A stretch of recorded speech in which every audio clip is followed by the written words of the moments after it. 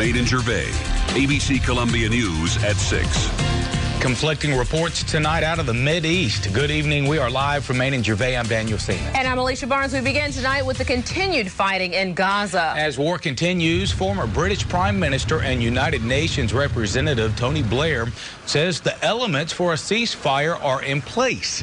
But the Associated Press reports Palestinian militants fired at least 15 rockets into southern Israel today, while the Israeli military sent reservists into Gaza, allowing regular ground troops to advance towards new targets. The conflict in the Middle East is affecting people half a world away. And right here in the Midlands, passionate feelings on both sides of the conflict exist with Jews and Muslims. Robin Hinson is live in the newsroom with more. Robin? Well, Alicia and Daniel, the local Jewish and Muslim populations are small here in the Columbia area. There are an estimated 600 to 700 Muslims and 3,500 Jews, but they are speaking out about the conflict. We're far away from the violence, but folks in the Midlands line up to express their views. Columbia Jewish school children learn about the conflict, and local Muslims pray for peace. They are shocked and grieved at what is happening. CHAUDHRY SADIQ is president of the South Carolina chapter of the Council on American-Islamic Relations. He says the solution to the fighting along the Gaza Strip is for world leaders like the United States to get more involved. There's no military solution to that. Every one of us believes that the solution lies in a political manner, a political way, and sitting across the table in dialogue.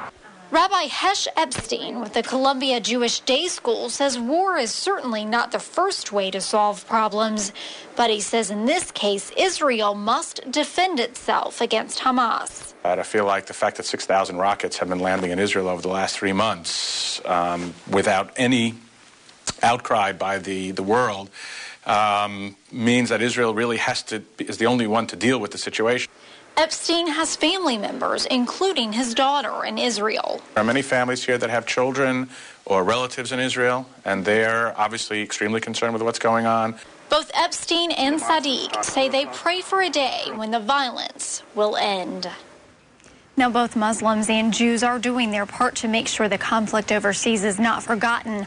On Friday, the American-Islamic Relations Council will march from Finley Park to the State House, calling for an end to the violence. And the Columbia Jewish Day School just finished up an educational program teaching students about the conflict overseas. Daniel?